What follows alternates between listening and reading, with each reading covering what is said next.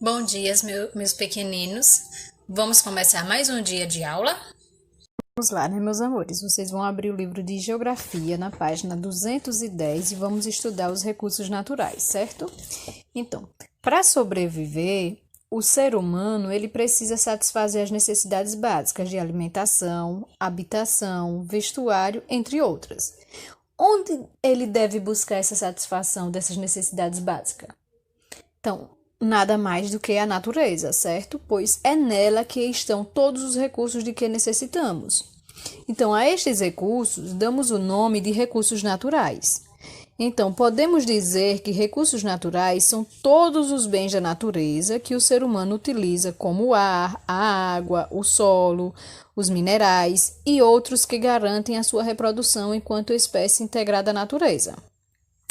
Então, com a água, podemos obter a energia hidrelétrica, que é a mais utilizada no Brasil. As usinas hidrelétricas, elas transformam a força da água em eletricidade. Os ventos, eles fornecem a energia eólica, fazendo girar enormes hélices que produzem energia. O petróleo é uma fonte muito importante de energia termoelétrica no mundo de hoje, pois os combustíveis utilizados nos meios de transporte são derivados do petróleo. O álcool, que movimenta diversos motores, é obtido da cana-de-açúcar. A energia gerada pelo álcool é conhecida como energia biológica e polui menos que os derivados do petróleo, certo? Os recursos ou elementos naturais, eles podem ser renováveis, limitados ou não renováveis. Os renováveis são aqueles que a natureza consegue, depois de certo período de tempo, produzir novamente, como é o caso do ar e da energia solar. Os não renováveis são aqueles que a natureza não consegue gerar novamente, como é o caso do petróleo e do carvão mineral, que também são classificados como naturais energéticos. Os limitados são aqueles que podem se esgotar se forem explorados demasiadamente, como é o caso da vegetação, da água e do solo. Uma curiosidade aí, gente, é o quê? Que não é possível fabricar água. Por isso, temos que economizá-la e não desperdiçá-la para que ela não falte, certo? A água e a energia. Vamos conhecer um pouco essa vertente aí.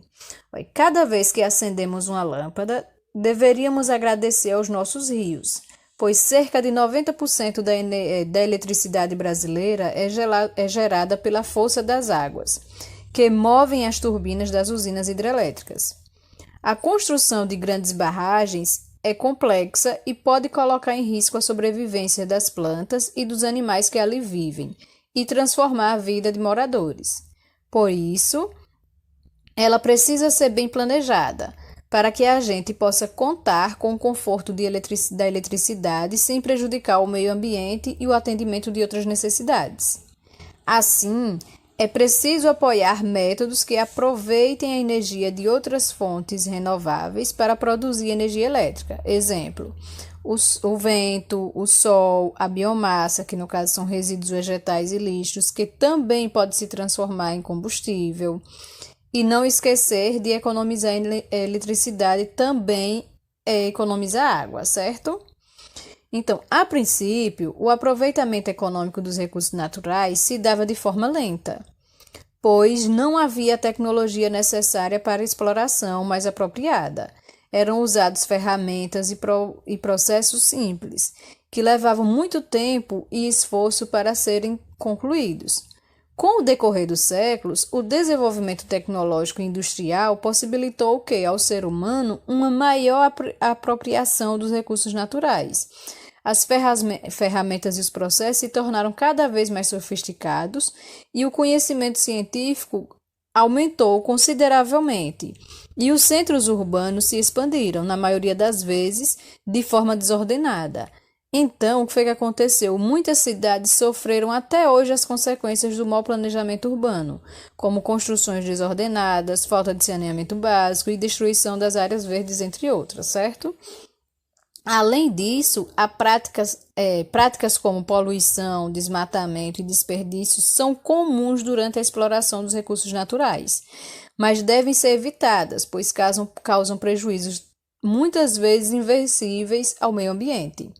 Por outro lado, práticas como reciclagem, reflorestamento e consumo consciente dos recursos naturais devem ser adotadas, pois, embora seja necessário avançar no desenvolvimento e no progresso, a preservação e conservação do meio ambiente são extremamente importantes para todas as formas de vida que existem atualmente e para as futuras gerações, certo? Então, vamos ver um pouco sobre matéria-prima, certo? Aí a gente tá vendo aí um couro, látex e a bauxita, certo? Mas a gente pergunta o que é matéria-prima? Matéria-prima é a substância que é usada para se fabricar um produto transformado. A matéria-prima, ela pode ser de origem animal, que é extraída de animais como carne, couro, leite, ovos, penas, entre outros. Vegetal, que é extraída das plantas, como o látex, os frutos, os caules, as raízes, as folhas, entre outros, né? E mineral, que é extraída do solo, como o sal, o ferro, a bauxita, entre outros. Algumas matérias-primas são consumidas sem passar por transformações, como é o caso das frutas, das verduras, dos legumes, do leite, entre outros. Para que a indústria funcione, é necessário se ter o quê? Matéria-prima. E a maior parte dessa matéria é produzida na zona rural, enquanto sua transformação acontece em onde? Nas áreas urbanas, certo? Então, vamos ver aí como acontece um exemplo aí, ó, da goiaba. A matéria-prima é a goiaba e ela pode ser transformada em suco, geladinho, cocada, o suco em pó, o sorvete, entendeu? Então, ainda podemos consumir a goiaba também como suco natural ou então comer ela mesma. Quinta questão. Complete a cruzadinha de acordo com cada item. Letra A. Bens da natureza de que o ser humano necessita e utiliza. São o quê? Os recursos naturais. Então, aí na letra A, vocês vão escrever recursos naturais. B. Recurso natural utilizado para obtenção de energia elétrica. É a água. Então, na letra B, vocês vão escrever água. C. As usinas hidrelétricas transformam a força da água em energia. Então, na letra C, vocês vão copiar eletricidade, ou seja, energia elétrica, eletricidade. Letra D. A energia eólica é fornecida pelo sol, certo? Ou seja, na letra D é sol. É isso mesmo, gente? Não, ó, vocês têm que prestar atenção. Energia eólica é pelo vento. Então, na letra D, vocês vão escrever vento. Lembre, energia do sol é energia solar, viu? Letra E. O sol produz a energia solar. Letra E aí, ó, solar, certo? F. Os combustíveis utilizados nos automóveis vêm do petróleo. Então, na letra F, vocês vão escrever petróleo. O álcool é extraído da cana-de-açúcar. Então, na letra G, vocês vão escrever cana-de-açúcar, certo? Sexta questão. Relacione a segunda coluna de acordo com a primeira. Então, recursos limitados, não renováveis e renováveis, certo? Carvão mineral, petróleo e óleo. E ouro, quer dizer. Eles são recursos não renováveis. Então, vocês vão escrever aí letra B. Luz e calor do sol. Luz e calor do sol, eles são recursos renováveis. Então, vocês vão escrever C. Água, vegetação e solo. Eles são recursos limitados. Por que são limitados? Porque eles, se usar exageradamente, podem acabar. Então, letra A, certo? Próxima questão. Escreva o nome de uma matéria-prima utilizada na fabricação de um produto que você e sua família usam. Então, vocês vão escolher uma matéria-prima e escrever o nome aí. Na oitava, ele diz, em seu município se produz alguma matéria-prima? Se sim, qual?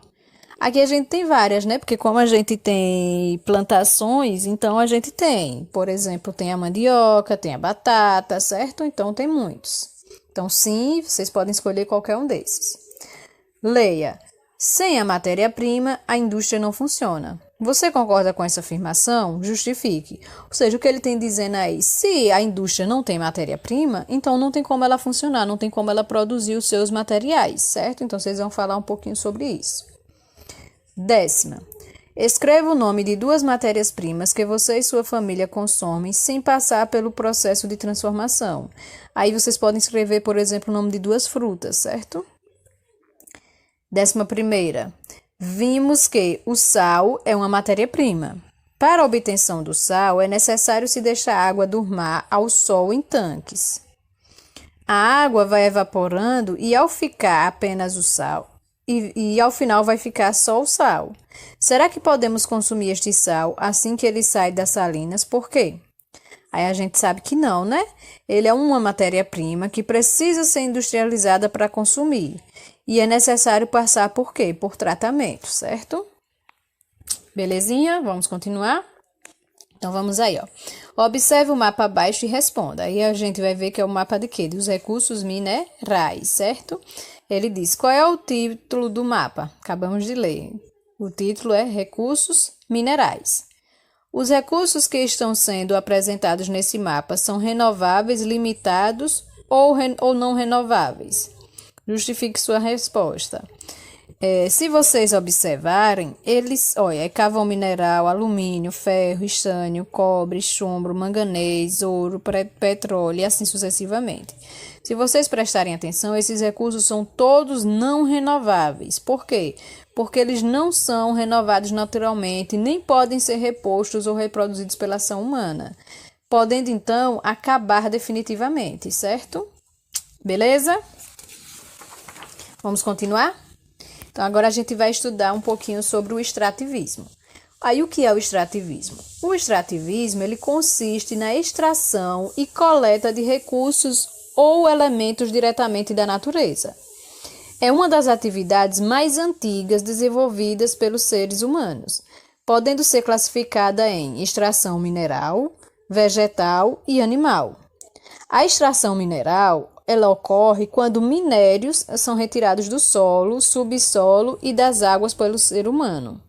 Esses minérios eles são empregados na construção de elementos culturais, como telefone, aparelhos eletrônicos, ou no consumo, como sal, ou ainda como combustível, como petróleo, carvão. Então, os profissionais que trabalham na mineração são chamados de mineradores. No Brasil, chamamos de garimpo a atividade de extração de minerais preciosos ou semi-preciosos, como o diamante, a esmeralda e o ouro, sendo seus profissionais os garimpeiros. De alguns minérios, podem-se extrair metais ou substâncias metálicas por processos químicos. Quando realizada de forma irresponsável, a extração mineral pode vir a ser muito prejudicial ao meio ambiente, ocasionando, entre outras consequências, a poluição das águas e a degradação da paisagem, certo? A extração animal é a caça ou a pesca de espécies animais que não estão sendo criadas, ou seja, que não fazem parte da pecuária. Então, essa atividade fornece matéria-prima para várias outras atividades, como a produção de alimento, roupas, acessórios, entre outros. A extração vegetal é a coleta ou retirada de espécies vegetais que não estão sendo cultivadas, ou seja, que não fazem parte da agricultura. Essa atividade fornece matéria-prima para várias outras atividades, como a produção de remédios, móveis, alimentos, materiais de limpeza, entre outros. Então, a prática de qualquer tipo de extrativismo, mineral, vegetal ou animal, deve ser monitorada para que não ocorra excesso na retirada dos recursos ou elementos naturais, pois o maior problema atual a ser enfrentado por essa atividade econômica é a escassez do que se extrai. Então, esses cuidados devem ser tomados para que a quantidade de recursos ou elementos naturais retirados da natureza seja compatível com a capacidade que a própria natureza tem de renová-los, certo? Então, vamos ficar informados e conscientes, né? O desmatamento e a destruição das florestas do planeta vem crescendo e devastando as paisagens.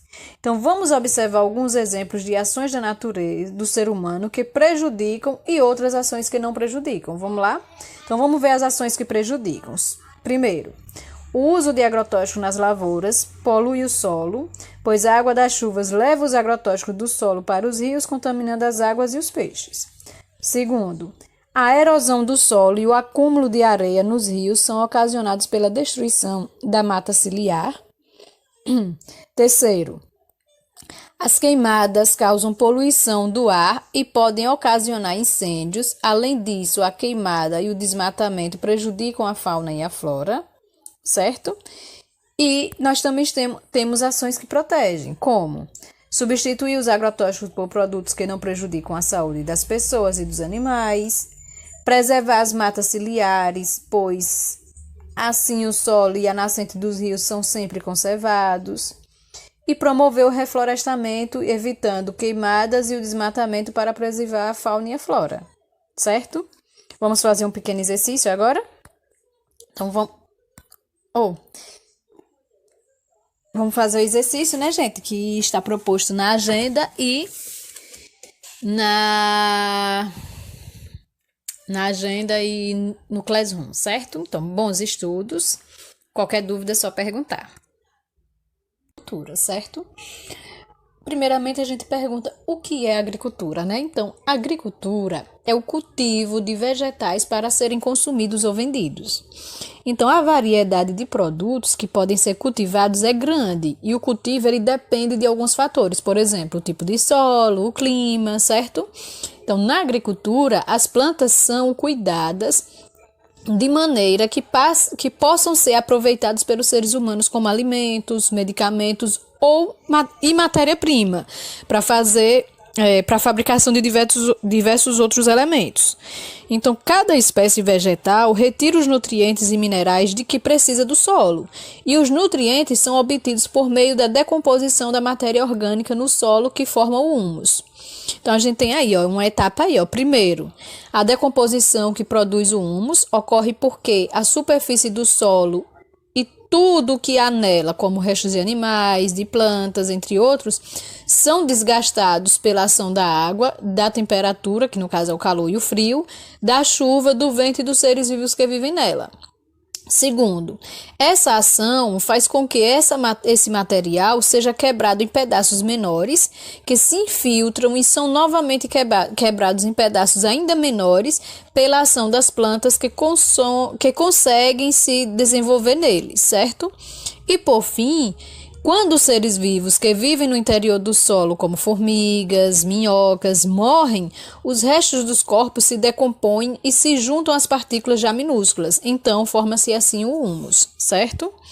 Então, a agricultura é uma atividade que ocorre em várias etapas de trabalho, como preparar a terra, plantar, cuidar da plantação, colher. Existem diferentes formas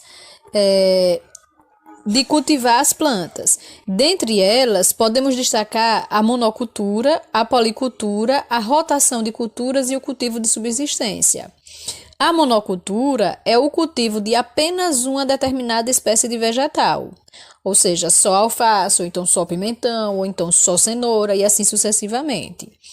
A policultura é o cultivo de diversas espécies vegetais, ou seja, você pode cultivar alface, couve, entre outros, certo?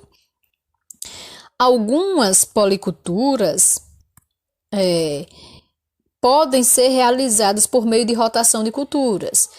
Essa prática consiste em dividir o solo em diversas partes e mudar a colheita, a espécie vegetal a ser cultivada em cada área, certo?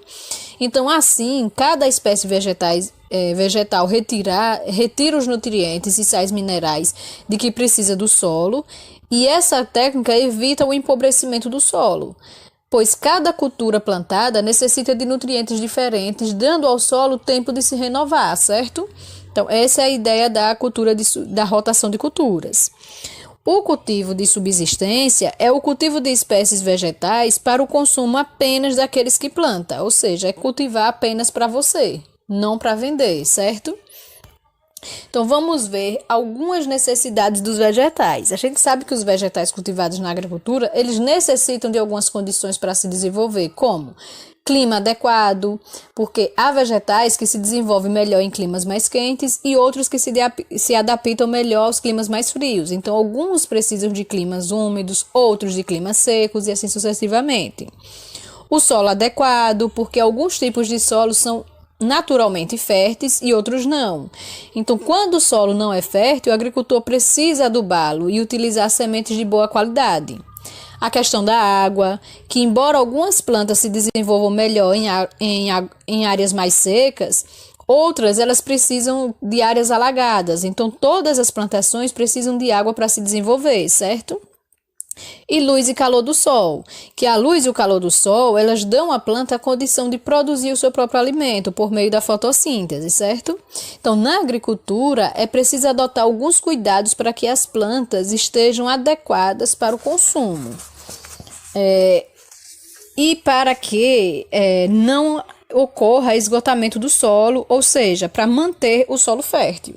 Então, para que os terrenos sejam preservados, é preciso que a cada plantio o solo seja tratado. Então, nos casos de desmatamentos de áreas para a exploração da madeira ou outros fins, as leis ambientais específicas determinam o replantio, certo? Então, vamos lá, né? Aí, hoje em dia, muitos agricultores, eles optam pelo uso de fertilizantes para estimular o aumento da produção de plantas para alimentação, além do uso de agrotóxicos, que são venenos pulverizados nas plantações que estão sendo cultivadas para impedir que as pragas destruam as lavouras, e do emprego de máquinas e equipamentos para mecanizar o cultivo. O uso de agrotóxicos deve ser evitado, pois estes são produtos químicos que, quando utilizados, podem provocar danos irreparáveis ao solo, às plantas e à água existente no solo. Então, também pode causar sérios danos à saúde das pessoas, pois as plantas elas podem ficar envenenadas e, portanto, impróprias para o consumo. Então, para a manutenção e preservação da natureza, os agrônomos desenvolvem técnicas modernas para as plantações de frutas, vegetais, legumes, com uma fiscalização constante. Alguns desses cuidados são esses aqui, ó. Empregar sementes ou mudas de plantas sadias, conhecer e respeitar o período correto para o cultivo e a colheita, adequar a espécie vegetal ao clima e à região onde será cultivada, não provocar o desgaste do solo por meio de queimadas, utilizar preferencialmente adubos orgânicos nas lavouras para fertilizar o solo, ajustar a quantidade de água do solo necessária para o cultivo pela irrigação ou drenagem, aproveitar o solo por meio do emprego de técnicas modernas de cultivo e fazer o acompanhamento da lavoura com o agrônomo, certo? Vem com a pergunta: o que é pecuária? Pecuária é a atividade econômica que envolve a criação de animais. Essa atividade tem importante papel na economia brasileira, pois é a matéria-prima de muitos produtos. O que é matéria-prima? Matéria-prima é o primeiro elemento usado num processo de industrialização. Então, elas são transformadas nas fábricas e indústrias, certo? Cada espécie de animal criada fornece matéria-prima para ser consumida ou transformada em novos produtos. Por exemplo, aí, ó. Os bois e as vacas fornecem leite, carne e couro. Os cavalos e éguas fornecem transporte e couro. Os porcos fornecem a carne e o couro. Os búfalos e búfalas fornecem leite, carne e couro. Os carneiros e ovelhas fornecem o leite, a lã e a carne. Os bodes e as cabras fornecem o leite, a carne e o couro. Os jumentos e os jegues fornecem o transporte. Os bichos de seda fornecem os fios para a fabricação de seda. As aves fornecem carne, ovos e penas. As rãs fornecem a carne. As abelhas fornecem mel, cera e própolis. Os peixes fornecem a carne. Na pecuária também a gente tem que cada tipo de criação recebe um nome específico, relacionado ao tipo de animal que está sendo criado. Por exemplo, bois e vacas é chamado de bovinos, porcos e porcas, suínos, carneiros e ovelhas, ovinos, jumentos e jegues, azinos, búfalos e búfalas, bufalinos, bodes e cabras, caprinos, cavalos e éguas, equinos, certo? Os profissionais que criam animais também recebem nome específico de acordo com a espécie de animal. Por exemplo, avicultores, criadores de aves, apicultores, criadores de abelhas, sericultores, criadores de bichos da seda, ranicultores, criadores de rãs, piscicultores, criadores de peixes, suinocultores, criadores de porcos, ovinocultores, criadores de ovelhas, caprinocultores, criadores de cabras, bovinocultores, criadores de bois e vacas, cunicultores, criadores de coelhos. Existe também, basicamente, dois tipos de criação de animais. Temos a criação extensiva, que é aquela em que os animais são criados soltos em grandes áreas, geralmente alimentando-se do pasto, e a criação intensiva, que é aquela que os animais são presos em pequenas áreas, confinados e se alimentam ali, principalmente de ração, certo?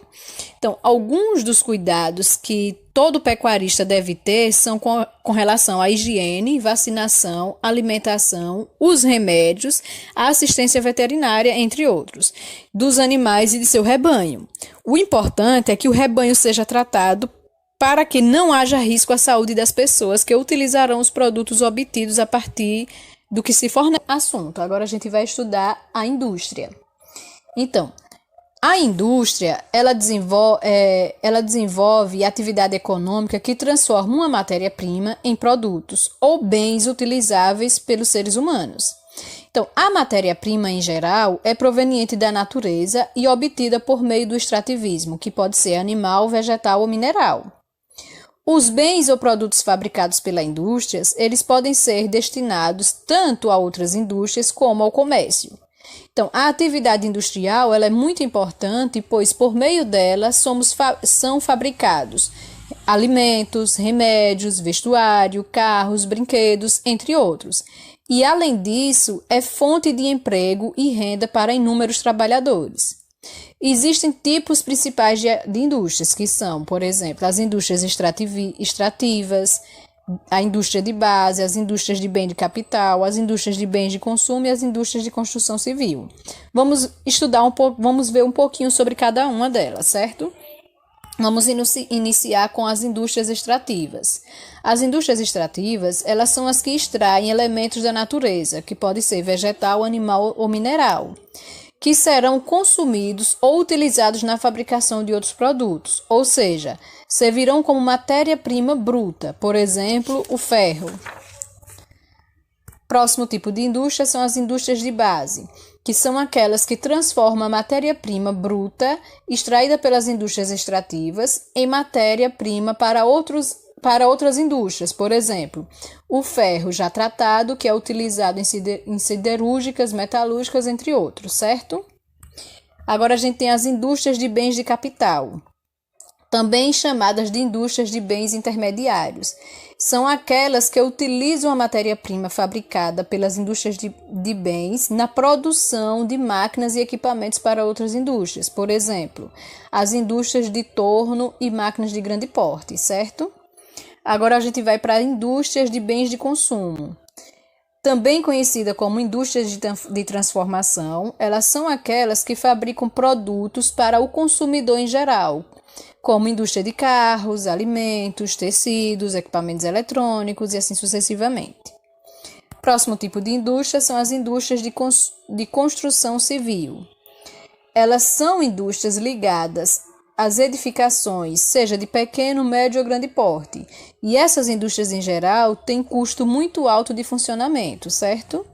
Então, de acordo com as mercadorias que produzem, as indústrias de bens de consumo elas são classificadas em indústrias de bens duráveis, que são aquelas que atuam na produção de mercadorias de grande vida útil. Nessa categoria estão as indústrias automobilísticas e as eletrônicas. e indústrias de bens não duráveis, que são as que atuam na produção de bens de consumos perecíveis. Exemplos, as indústrias alimentícias, têxtil ou de vestuário, de remédios, cosméticos, entre outros. Vamos conhecer quais produtos as indústrias de bens de consumo produzem, né?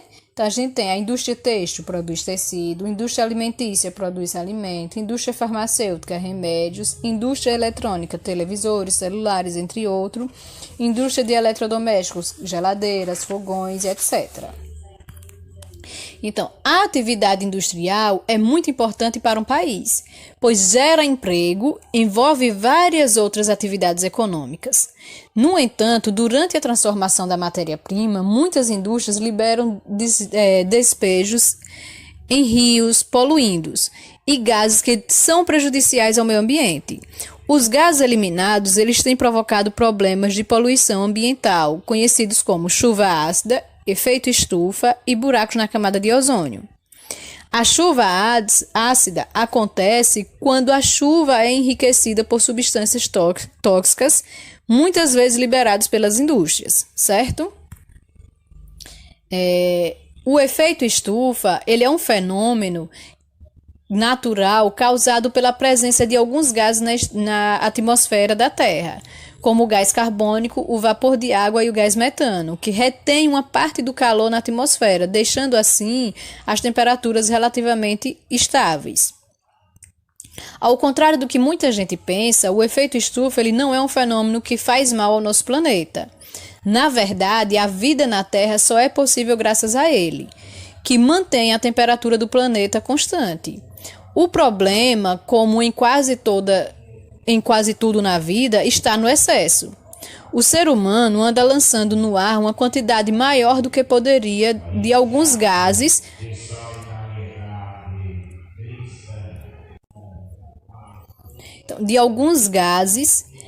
que formam a camada do efeito estufa, como o gás carbônico e o metano. E por conta disso, a temperatura da Terra está mais alta do que deveria, gerando um problema que chamamos de aquecimento global, que ameaça a vida no planeta, certo? A camada de ozônio é uma camada que protege a atmosfera e filtra a radiação solar, impedindo que muitos raios nocivos aos seres humanos cheguem à Terra. Então, muitos processos industriais, assim como diversas atividades humanas, liberam gases que destroem essa camada, causando-lhe buracos que permitem a passagem desses raios. Uma curiosidade que a gente tem é que existem leis que obrigam as indústrias a diminuírem os impactos que causam no ambiente.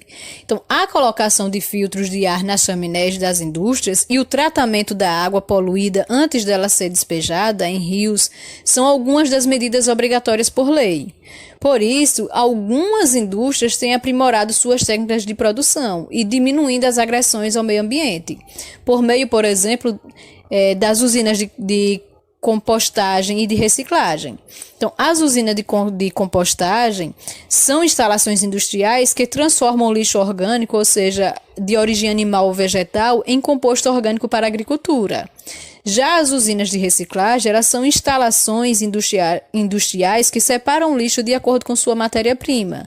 Por exemplo, papel, plástico, vidro, metais, entre outros, para serem utilizados em processo de reciclagem, certo?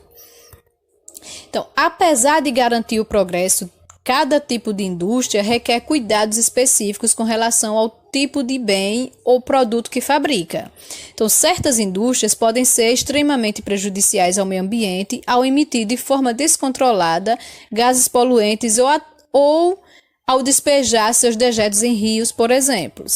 Por isso, atualmente, as indústrias buscam cada vez mais diminuir a degradação e a poluição ambiental causadas por seus dejetos. O dejeto industrial ou lixo industrial é aquele proveniente das indústrias. Dentre todos os tipos de lixos, os resíduos industriais têm sido um dos maiores problemas quando se trata da preservação do meio ambiente. O lixo industrial é bastante variado, podendo ser representado por cinzas, lodos, óleos, resíduos alcalinos ou ácidos, plásticos, papéis, madeiras, fibras, borrachas, metais, vidros, cerâmicas, Esse tipo de lixo é tóxico e necessita de tratamento especial pelo seu potencial de envenenamento. Então, quando esses cuidados não são tomados e os elementos são despejados diretamente ou indiretamente ao ambiente, pode prejudicar a saúde dos seres vivos e até outros recursos naturais, como a água, o solo, o ar, entre outros, certo? Então, meus amores, abri o livro de geografia na página 253 e vamos iniciar nossa aula falando sobre economia, certo? Então, a gente sabe o quê? Que os produtos que utilizamos, eles passam por várias etapas para que sejam consumidos. E o conjunto de pessoas que exercem essas atividades está distribuído em 3 setores. Setor primário, que está ligado às atividades da agricultura, da pecuária e do extrativismo, exemplo, extração de látex, coleta de frutos, pesca e entre outros. O setor secundário, que está ligado às atividades da indústria, que transforma a matéria-prima em produtos industrializados, exemplos, carros, roupas, sorvete, etc. E o setor terciário, que está ligado diretamente ao comércio varejista, que é a prestação de serviços, aos transportes, entre outros. Exemplos, professores, advogados, lojas de comércio e assim sucessivamente. Observe que o café, que é a matéria-prima, ele é plantado no setor primário, colhido e transportado para a indústria pelo setor secundário, para depois de industrializado ser vendido nos supermercados ou cafeterias, que é o setor terciário, certo? Beleza? Então, vamos fazer um pequeno exercício. Vamos lá para o próximo assunto, que é exatamente o comércio. Então, tudo que as indústrias produzem precisa chegar até as pessoas. Quanto mais compradores houver, maiores serão os ganhos das indústrias. Então, a relação entre quem produz e quem consome ou usa os produtos é feita através do comércio. Assim, o comércio é toda e qualquer forma de compra, venda ou troca de produtos, bens, mercadorias ou serviços. Em geral, quem comercializa e faz com vistas a obter lucro, certo? Então, na imagem acima, nessa imagem aí que tem aí, a gente vê o mercado de São José, localizado no Recife, no estado de Pernambuco. Então, nesse local, são comercializados alimentos, artesanatos, utilidades domésticas, entre outros. Então, a atividade comercial ocorre tanto no campo quanto na cidade. A área rural, ela fornece a matéria-prima produzida pela agricultura e pecuária para a área urbana. E a área urbana, por sua vez, fornece materiais, suprimentos, equipamentos, maquinário, utensílios, vacinas, produtos para a agricultura e pecuária, ou seja, para as atividades tipicamente desenvolvidas na área rural. Então, o comércio ele pode ser classificado de diversas formas, em relação à utilização do dinheiro, que no caso é comércio direto ou indireto, em relação à quantidade de produtos, que pode ser de bens e mercadorias, pode ser atacadista e varejista, ou em relação ao local de comercialização, que pode ser interno ou externo. Vamos conhecer cada um deles, certo? E vamos iniciar com o comércio direto. O comércio direto é aquele que acontece por meio de troca direta de produtos, sem a utilização de moeda vigente no local, certo? Já o comércio indireto, ele acontece por meio de troca indireta, na qual utiliza a moeda vigente no local. Temos também o comércio atacadista, que é aquele que comercializa grandes quantidades de mercados ou produtos. E o comércio varejista, que é aquele que comercializa pequenas quantidades de mercado ou produtos. Também temos o comércio interno e externo. O comércio interno é realizado pelas empresas numa comunidade ou entre comunidades, bairros, cidades ou estados. É o comércio que acontece dentro de um mesmo país. Já o comércio externo ou internacional é aquele realizado pelas empresas de países diferentes. Esse comércio ele pode ser dividido em 2 tipos, que é a exportação, que é quando o país vende produtos para outros países, e a importação, que é quando o país compra produtos de outros países, certo? Temos também o comércio informal, que o comércio informal é formado por comerciantes que trabalham sem autorização dos órgãos competentes para vender suas mercadorias. Esses comerciantes, eles não pagam impostos, não têm vínculo empregatício com nenhuma empresa e muitas vezes são chamados de vendedores ambulantes. Atualmente, já existem ambulantes que estão registrados e autorizados pela prefeitura para trabalhar em alguns locais, como praias, entre outros. Temos também o comércio eletrônico ou e-commerce. O comércio eletrônico é um tipo de transação comercial realizado por meio de equipamentos eletrônicos, como computadores, tablets, smartphones. O uso da internet e dos cartões magnéticos facilita o comércio eletrônico, pelo qual é possível realizar vendas e compras de mercadorias sem comparecer fisicamente ao estabelecimento comercial. Atualmente, o comércio eletrônico tem se expandido bastante devido ao maior acesso da população à internet. Então, segundo a Associação Brasileira de Comércio Eletrônico, o e-commerce deve crescer ainda mais e aumentar a sua participação em relação ao varejo tradicional. Então, vamos observar como o número de consumidores online vamos observar a numeração, né? Quantos consumidores online tivemos entre 2004 até 2014, né? Agora vamos falar um pouco sobre consumo. No nosso dia a dia, estamos sempre consumindo. Mas o que significa consumo, né? Então, consumo pode ser a despesa, o que gastamos, a quantidade que utiliza ou a ingestão de alimentos. Então, o consumo também é uma atividade econômica que consiste na utilização, destruição ou aquisição de bens ou serviços. O consumo pode ser essencial ou supérfluo. O consumo essencial se refere à compra de bens indispensáveis para a nossa sobrevivência, enquanto o consumo supérfluo se refere a bens que são dispensáveis para a nossa vida. Por exemplo, comprar um novo par de sapato sem necessidade. Então, vários fatores levam ao consumo. A propaganda de produtos, a praticidade que o produto pode proporcionar e até mesmo para demonstrar à sociedade o status relacionado àquela compra. Alguns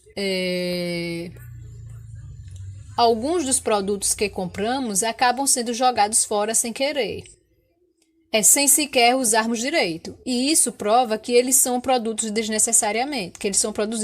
desnecessariamente. Então, o consumo exagerado desses produtos desnecessários e o desgaste irresponsável desses bens são fatores que contribuem para o surgimento de problemas ambientais. O consumo responsável dos produtos ajuda a agredir menos o meio ambiente. Então, para reduzir o impacto desses problemas, a gente pode fazer o quê? Consumir produtos reciclados, rejeitar produtos de recursos não renováveis, comprar apenas o que realmente necessitamos, reutilizar embalagens, doar o que não queremos desde que estejamos em bem estado e assim sucessivamente, certo? Aí aqui a gente tem a tabelinha do que foi falado antes dos consumidores online, os números de consumidores em milhões, de 2014 de 2004 até 2014, ou seja, houve um crescimento bem significante, certo? Vamos falar um pouco sobre o consumismo. Então, o consumismo ele está relacionado a um modo de vida em que existe uma crescente propensão ao consumo de bens ou serviços e pode ser definido como uma espécie de compulsão que leva as pessoas a comprarem sem ter uma real necessidade dos bens, mercadorias ou serviços. Então, as empresas elas recorrem à mídia com o objetivo de divulgar seus produtos e aumentar suas vendas. E a cada dia, mais mercadorias são oferecidas às pessoas. Então, às vezes, os consumidores são levados a comprar produtos por influência da publicidade e da propaganda presentes nas televisões, nos jornais, nas revistas, nos outdoors, na internet. Então, por isso, antes de adquirir um determinado produto, é importante refletir sobre a real necessidade de comprá-lo, certo? Agora vamos falar um pouco sobre circulação de bens. Os bens e serviços, eles são considerados utilidades econômicas que satisfazem as nossas necessidades. Então, depois que o produto é produzido, ou seja, criado, ele deve ser levado para o consumo. A circulação de um produto consiste no ato de encaminhar os bens para o seu consumo. Quando os bens econômicos entram no campo de circulação, recebe o nome de mercadorias. Todo produto que consumimos circula desde que a matéria-prima até chegar ao estabelecimento de venda. Alguns bens eles circulam, mas não se movimentando, ou seja, saindo de um lugar para outro, como é o caso dos imóveis nesse caso. Sua circulação se dá pela mudança de proprietário. Então, como o homem não vai para poder produzir tudo o que necessita, então ele permuta os produtos que deseja, ou seja, ele faz uma troca a mercadoria que precisa por dinheiro. Essa permuta é o que faz o produto circular, certo? O próximo assunto é a prestação de serviços. A prestação de serviços, ela corresponde à comercialização de serviços que utilizam trabalho físico ou trabalho intelectual como principal atividade. Então, atualmente, há uma enorme variedade de serviços que são oferecidos e prestados a pessoas ou empresas, como serviço de atendimento, de lazer, de suporte, de advocacia, médico-hospitalares, turísticos, alimentícios, de saúde, de educação, de comunicação, de transporte, jurídico e assim sucessivamente. Há estudos que indicam que a prestação de serviço é a atividade econômica que mais gera empregos em nosso país nos dias atuais. É interessante observar que com grande frequência surgem novas necessidades na sociedade e, consequentemente, novos serviços a serem prestados para atender a essas necessidades. Então, por isso, esse setor econômico é dinâmico e está crescendo. Os lugares economicamente mais desenvolvidos, eles são aqueles nos quais as prestações de serviços se destacam pelo uso da tecnologia. Assim, serviços médicos avançados, como mapeamento genético, por exemplo, em geral não são oferecidos nos lugares mais pobres, que não contam com investimentos públicos ou privados para tanto. Por outro lado, nesses locais, é comum observar a ocorrência de prestações de serviços por trabalhadores autônomos, isto é, trabalhadores que exercem suas atividades por conta própria, como manicures, engraxates, costureiras, vendedores de picolé e muitos outros. Alguns dos maiores desafios da prestação de serviços são as necessidades de os profissionais desenvolvidos estarem em constante formação, aperfeiçoando seu conhecimento e habilidades, e empregando novas técnicas ou tecnologias na execução dos serviços. Quanto à qualidade na prestação de serviço, a gente sabe que a qualidade na prestação de serviço é um diferencial que atrai clientes e mantê-los satisfeitos. Prestar serviços de qualidade não apenas estimula a competitividade, como também favorece a lucratividade. Além disso, prestadores de serviços que trabalham diretamente com o atendimento ao público devem buscar aprimorar essa relação, desenvolvendo habilidades como ter empatia, saber ouvir, ser educado, respeitar o cliente, ser prático e eficiente, utilizar uma linguagem eficiente e clara, certo? Então, meus amores, a nossa aula de geografia termina aqui, certo? Vocês observem a atividade proposta no Classroom e na agenda. Qualquer dúvida pode me perguntar que estarei aqui auxiliando vocês. Super beijo e bons estudos!